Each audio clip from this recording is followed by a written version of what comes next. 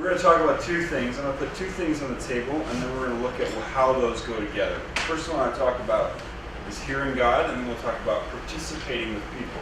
All right? We'll talk about how those two go together. Someone I coach asked a great question. The way he said it was probably even what made it really good. He said, James, how do I know? How do I know if what I'm hearing is God's voice or my own voice? How can I discern between what he's saying and what I'm thinking? Because I don't want, this is what he said, because I don't want to just go around telling people that God said this and it not be right. So what makes it difficult to know if it's God speaking is the difficulty happens is because you can't see him with your eyes and you can't hear him with your ears, where you're seeing me and hearing me, right? And so that requires then we have to come at God and what he is saying from a different perspective than what we normally every day get used to in this world. And we feel like, well, sometimes we feel like he's far away. So maybe that's why it's hard not to be able to hear him. Maybe he doesn't speak all the time. That's why it's hard not to hear. To be able to know if that's him or if it's me.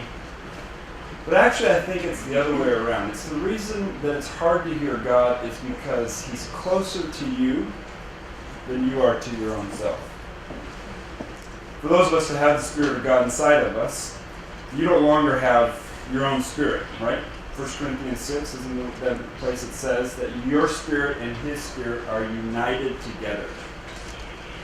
The one spirit. Talk about hypostatic union, right? We talk about that in the person of Jesus Christ, fully human and fully God. But we don't think about that in relation to ourselves. That's you also, in your spirit. A human spirit, created by God, now joined together, where you start and he stops, where he stops and you start, you can't tell. That's why it makes it's very difficult for us to know, is this me or is this God in relation to, because he sounds so much like ourselves, because it's one spirit inside of us. So I want to ask the question, how do you hear from God? How do you hear God? Listen. I only get 25 minutes, so please don't take long. How do you hear God? Scripture. Scripture, good. How else?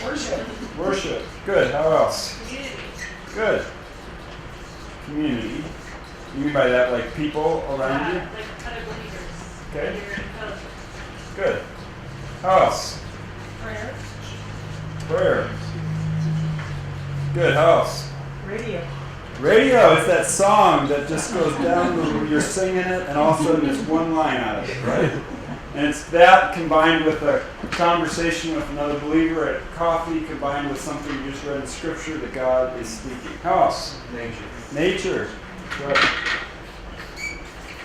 Good. How else? Church. Okay? How else do you hear from God? Spouse. Watch out. Okay? Kids, yeah. Anything else needs to be on this list? Terry, what else is on this list? Nature, yeah. No, it's I love nature. Good. I think like silence or quiet. Yeah. God speaks. When God's quiet, by the way, it's very full. It's not an absent of anything, it's filled, right? With his quietness and who he is. That's right. What about visions? Visions, good. Scary dreams. Dreams. Anything else you can be on this list on how you hear God? It says in my experience, but how about audible voice? Audible voice, okay. It was Moses' experience. And then the Israelites got to hear it, and guess what they said? Don't ever do that again. You go talk to God and tell us what he says, because we're going to die. Audible voice, yes. Like situations. Yeah, circumstances, situations. God speaks in the midst of things that happen to you or others. Good. Okay. Probably more on this list, but I wanted to give you, that's how God speaks. And you know John 10, if you are his, which most of you are here, then you're going to be hearing his voice. And how he leads you is with his voice. I love it. He goes before you, and then he speaks to you along the way. And he likens that to, which we don't know anything about, sheep and shepherds. That's how a sheep, like a dog, an animal, would recognize is by the voice. And which way to go? By where that voice is. They follow the voice.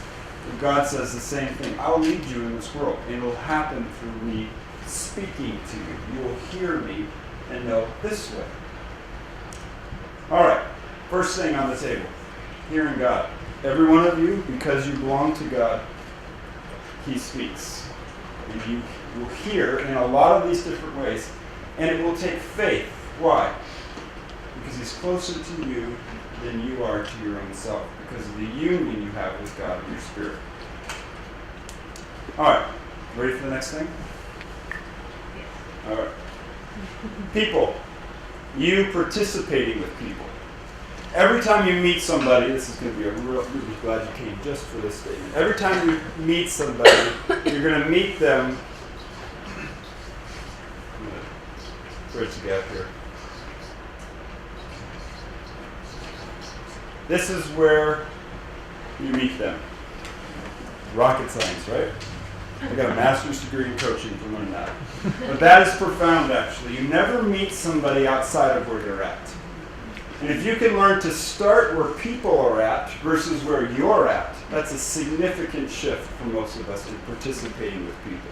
As basic as this sounds, this is rare in our culture. Most people come to a conversation not at this point. Where do they come? Where yourself is at. So if you're going to learn to participate with somebody else, this is the starting place. Most people don't want to stay here. So let's just talk about this as moving forward. Most people have a desire to go beyond where they're currently at. Does that agree? So I want to talk about two ways to help participate with people when you come and approach them where they're at, and they have a desire to move forward. So there's two ways to help people get there, and this is mainly happening in a conversation. One way is, you will just say this, call this deliver. What you're delivering is external info. Okay? This can you telling people what you know, your experiences. This is you delivering to them something that is outside of them, who they are. And we do this, it could be in lots of different ways. Give me some other ways that we do this besides just telling people. What other ways do we deliver external information? Activities. Okay? You hang out with them. Yep, guys do that a lot. Give them a book or movie. Give them a book. Yeah, books, things to read. Yep, process to go through. What else? External information. Other examples of external information. Like teaching. Teaching, yep. Web, the internet has lots of external information. Any bit of that's not inside of them, but that's outside of them that you're delivering to them. Our experiences, our advice, our thoughts, what we think, how we think, what we know about God, all of those things are external to them. So the hope is that they would take action, right? Do something with it on what you say.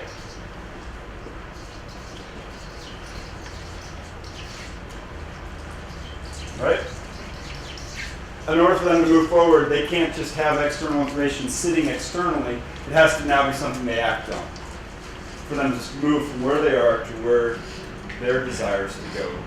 So this is one way, and this is a well-worn path in our society. We travel this every day. You answer the phone, this is usually what's happening. You get together with coffee, this is usually what's happening. You see somebody, this is usually what's happening. Because we're giving out information. So let me talk about something a little bit off the beaten path here, okay? There's another way to help people move forward from where they're currently at. And this is that you help them discover. What you're helping them discover is internal the opposite of this. And I will call it internal awareness. Internal awareness. This would be like a light bulb moment, right? Aha, that happens inside them. They realize something in a conversation. And they're discovering it, so you're helping them discover something inside of them. And the hope is that what happens is they take action on what they say. All right. So I'm going to ask you, what's the difference between these two sides? I'll write down what the other side. What's the difference between these two sides? One self-motivated. Which side is self-motivated? The internal awareness. All right. Let's see. Versus what? What's the other side? Other motivated. I can't spell that. So let's call that externally motivated. Don't come with spell check. Okay. What else? Listening versus Which side? That side's listening? yeah Versus what? versus Talking. Talking. Okay. What else? What's the difference between these two sides? One is ownership, Which one's ownership? internal awareness. Ownership. Okay, what's the other side? Renting? Okay. Yeah, that's very real. Yeah. A lot of people are heavily resistant to taking advice just by their nature, but Okay. nobody's resistant to their own inspiration. So I like that. Can I put resistant and then inspired? Sure. Good. Okay. What else is the difference between these two sides? I think one, like the external info is about the person talking, and the internal awareness is about the person listening, so different. Yeah, so let's put about you, and let's put about them. Perfect. Wow. You know, something I realize about this side over here too is this tends to create people coming back to you, followers, right? They're dependent on this being delivered to them. So they keep coming back, they keep coming back, they keep coming back. If you're a good teller, they will keep coming back to you. This creates followers. So if we add that on, what will the other side create? Leaders.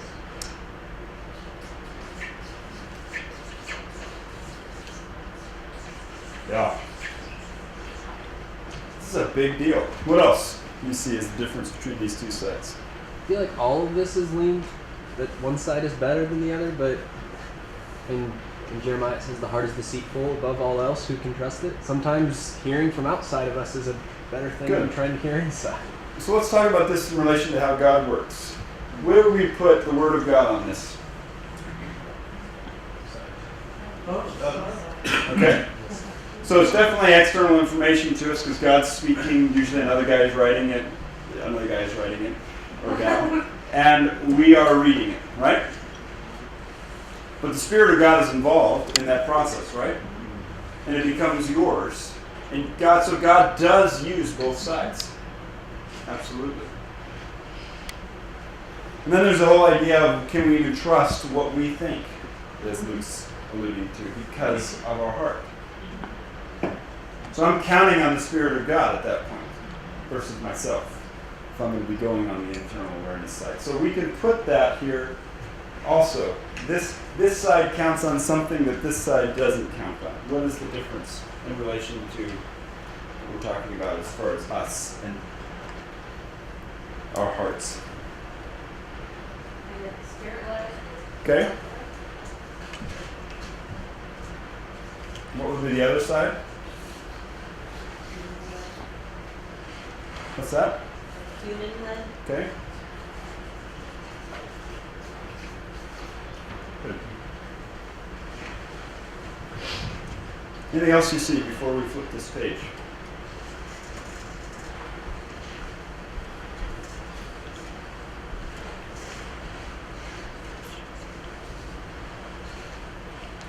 Well, I think we're going to use like the verse that Luke talked about. I think there's another verse from the other side, which is that the word of God is sharper than a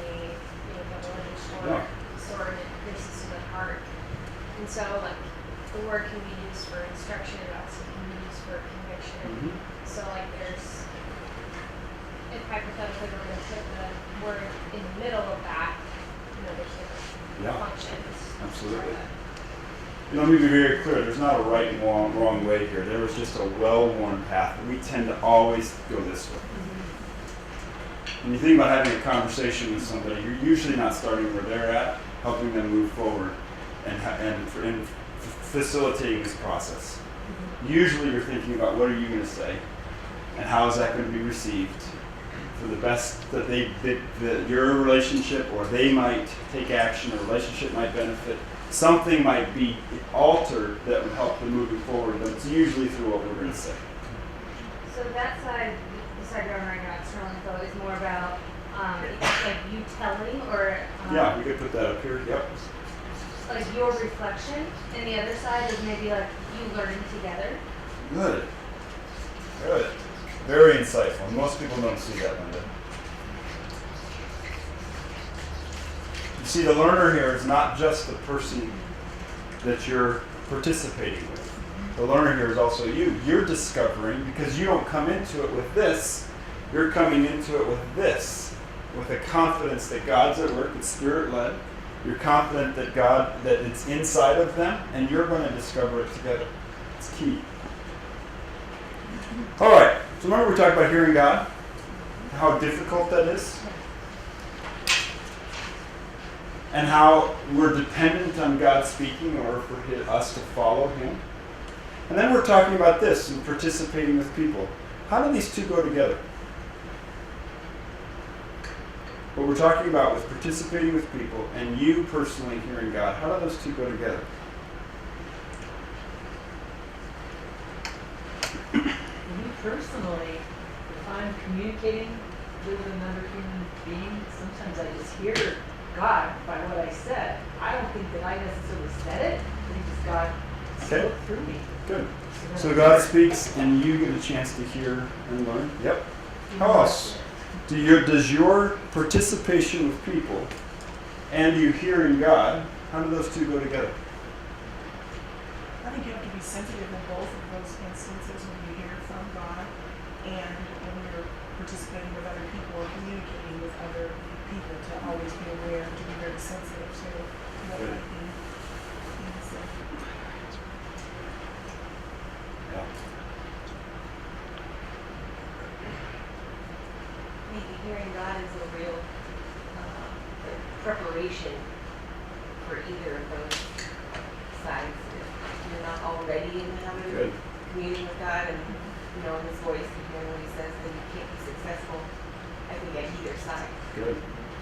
So we will hear things that as we speak them that God says, that we say, wow, that was for me also. That was God speaking. It's a sensitivity to where this is coming from, and it's a preparation for a conversation. What else? How do these Also, two go together? a vulnerability as well, being Okay. open to wherever that conversation is going to go, Good. and what He's going to do. It's a confidence in that vulnerability, a willingness to say, God's speaking. We often wonder if God's speaking, but theologically that doesn't make any sense, because we know the second person of the Trinity is actually God speaking. We talk about it as the Word of God, right? Everything that comes out of the Father is so incredible, whether seen or heard, the glory of God, it's actually embodied as a person. And that person, the second person that comes out of the first person, and them have a relationship that's so incredible, it's actually embodied as a third person, the spirit of their nature. So you have that happening at all times. So if we think of us, is God speaking today, would be really to say, is the second person of the Trinity around? We all believe Jesus is here in this room because you all got together. Then God's speaking right now, and you can participate in that. So let me draw one more diagram, and then I'll get off the stage. Am I doing okay, Cap? Yeah. Okay. Yep. I was coaching a pastor of a large church. He was on staff. He was like the executive pastor. He said to me, James, I asked him, what do you want to talk about today? So I started with where he's at. And he said, I want to talk about my senior pastor. Now that's not a good conversation. As soon as this starts to happen, you go, oh no. So I kind of got a little flushed in me, and I said, okay. He said, I think I need to put together a plan to leave. My senior pastor is, every time I'm around him, whether it's a staff meeting or anytime I'm around on Sunday morning, he seems like he's always avoiding me. It seems like there's this barrier between him and I. And I've been dealing with this for about 2 years now, and I think it's best if I leave. I don't want to cause any issue. So I think I need to put together a plan to leave. So how you get to a point in the conversation and now it's your turn to talk? Yeah. That was that point in the conversation. I didn't have a clue what to say. So here I am. This would be, I'll just talk to myself in third person here. Or first person. What is that? What person is that? Why did I doubt that? Second person. Yes. And here he is, okay? So the person I'm participating with. All right? Person participating with. This is him. And I'm focused on him in the conversation. And now I have to say something. And I don't have a clue what to say. Because this guy's getting ready to leave. It's an awkward conversation. So I'm praying. What you all would do. In the silence, I'm saying, God help.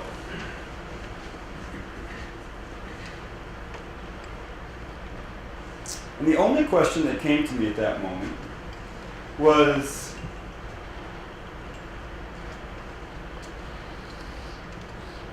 what is God saying to you? That's the question I asked him.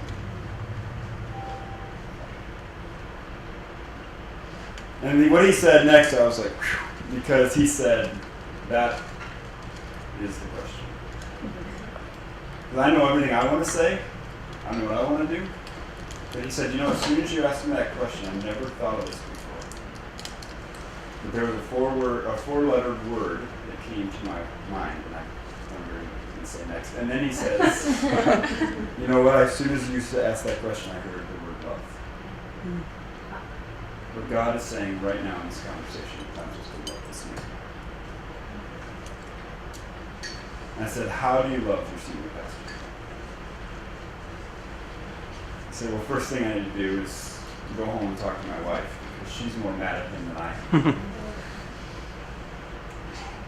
And then we need to have him and his wife over and just talk about whatever they want to talk about, just host them. And I said, what else? And he goes, he likes to golf. I don't like to golf. But I need to go play 18 holes with him. Get on the calendar, play golf.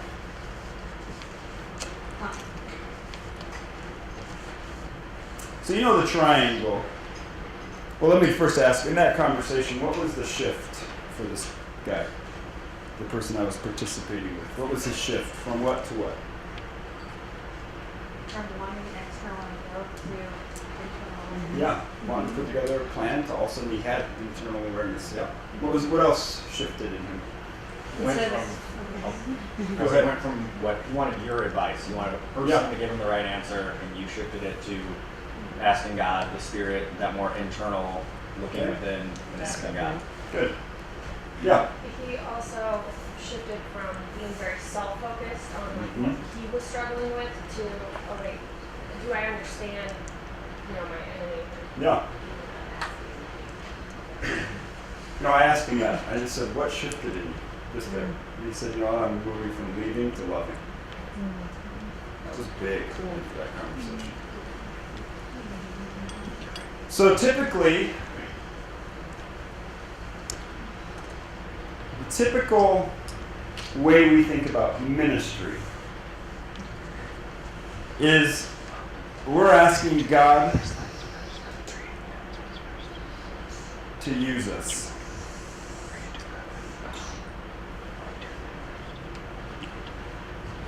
That we might be a vessel for Him speaking into people's lives, people growing. That we might carry the person, the life of Christ towards other people. Typically, this is the way we think about ministry. I'm going to draw it again here. And we find our purpose in ministry in God using us. I'm not saying that's bad. There's more. There's more to believe. And it's kind of what happened here. That God is at work in the person that you're participating with. And your focus doesn't have to be this. It can be this.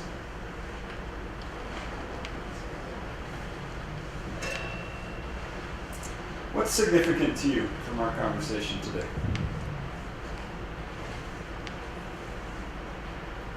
Take some of the pressure off. Pressure off, yeah. When it's about you getting from God to give to others, there's a lot of pressure. What else? What's significant to you from our conversation today? Use discernment. Okay, what do you mean by that, Trish? I mean, instead of always, sometimes I just need, for me personally, pause and see how God is going to move instead of how I would move. Okay. What else is significant from our conversation today? I think asking questions and part of asking questions is you asking a question back. Asking good questions Okay. so they can respond. What makes a good question? Not yes and no. Not closed-ended. Okay. What else makes a good question? Putting it back onto them. Okay. Something that they have to answer. Yeah. What else makes a good question? Something that like eliminates their assumptions, Okay. what they're already assuming or what they've already decided. Good. Helps them understand what they're thinking and their assumptions and their decisions, their beliefs. When it helps you understand that. Okay. Helps you. So that's typical. John, can I push back on that for a second? Is that okay? Sure. When we try to understand somebody else, who's that about? Us. Our knowing, our understanding, our getting information. The best questions we can ask are the ones that we don't know the answers to and they don't know the answers to. Because if they're just filling us in so that we might understand, they're probably not going to move forward into that internal awareness. Aha. They'll be telling us what they know. We'll be going over the old ground. We're not going to go to the edge of their thinking and jump off. We're going to travel the old road. They're going to tell us what they know. We understand it. There's a benefit in a relationship around that understanding, but it's not going to help them move forward. It'll be good for us. And that's typically how we have a normal conversation. I want to understand a little bit of what you're saying, and then what resonates with what you're saying, something in me I'm going to talk now about. And then, so Linda, how's the weather today for you? Amazing. It's amazing. You know what else is amazing for me? That we live in Bend. We can look out that window. Yes. You know what else is yes for me? That's what we do, right? Is we take what the other person's saying and we filter it through ourselves. The best questions we can ask is the ones we don't know the answers to and they don't know the answers to. Good. What else is significant? Oh, yes, sir. I was going to ask you a quick question. Oh, go ahead. Did the executive pastor say anything about that he had been thinking along those lines, or there was? About love? Yeah. No. Before That that was Brandon. The lines he was thinking on was leaving. His whole goal was to, I'm done with this. My wife and I we tried, it's not working. It's leaving time. That was his thought. And until I asked that question, which I didn't have a clue what he was going to say. I didn't even know the question to ask until that moment. And then that question caused him to think in a brand new way. He got internal awareness. Isn't that? What? Yeah, so I asked, what's God saying? So I asked for this. Yeah. So back to your comment about the conversation Yeah. ends up filtering through us. What about, is there a need for compassionate coming alongside them with what they're going through by you responding? Yeah. So that was there a need to help just stay where people are at with them? Be compassionate to them? Yes. Not every person at every point wants to move forward. And when we stay where people are at with them, that's compassion. But most people need a time of compassion, and then they also want to move on. They want more than just somebody to be empathetic with them or compassionate to them. Significant. I gotta get off the stage here in 2 minutes, so we need some more significant. What was significant to you? Yeah. I like how you said instead of leading, loving. So I think it's always the easiest to be instead of just loving that person or the situation and giving it to God. I think when you're loving them, you're essentially also giving it to God. Yeah. Good. Bree, right? Thanks, Bree, for sharing that. Yeah.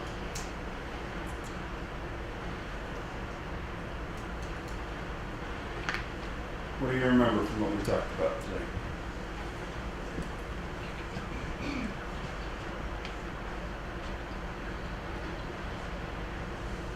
I like that it took a couple minutes to just process and realize that we still hear God. Because that is awesome. Yeah. We should not take that for granted. Our God is real and communicating with us. That is awesome. It's the best part of the Christian life. And we spend so much time on what we had to say to each other. But the best part is God speaking today. We can hear him and follow his voice. And he leads us like a shepherd, gently with his voice.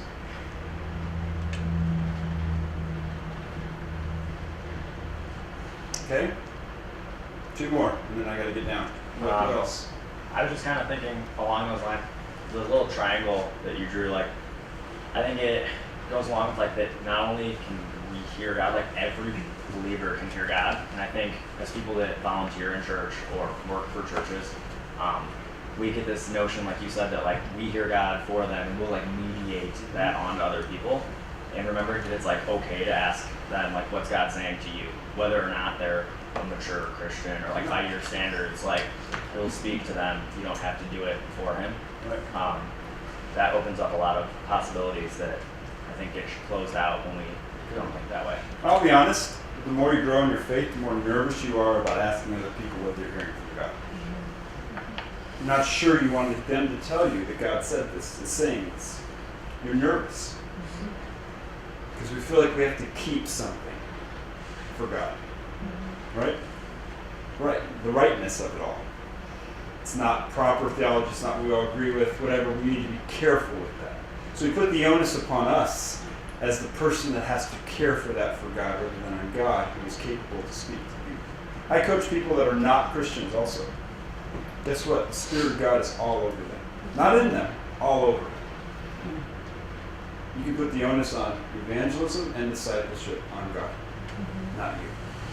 It's a big deal. Thanks. Matt, right? Yeah. Thanks, Matt. One more? What do you remember about our conversation here? I like to deliver discoveries. It's easy to remember. And Good. I think that there's most of us like to deliver. We like to discover. We do like it. This is nice. Yeah, I got something to say. Yeah. Yeah. And so it's, what's going to bounce in my head is just, there's a time to discover. There's a time to deliver. Good. It's going to show the balance. Use it for.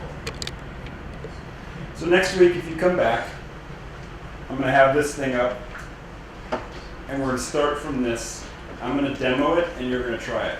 I want you to actually begin a conversation where you don't tell people what you know, but you actually get to see somebody discover something that's inside of them. So don't be scared. That's not a reason for not coming back. You can come back, and when you do, you'll learn just some basic ways. We talked about asking questions. We'll talk just 2 basic things. We'll help you have a conversation where you start with where they're at and help them move forward by not telling them, but helping them discover. So I'll demo it. We'll debrief it. You'll try it. We'll debrief it. That's next week. I want you to be practical. I'm going to be very practical. This is not a conceptual idea. This is a way to have a conversation. And I think each one of you can do it. Thank you. Awesome.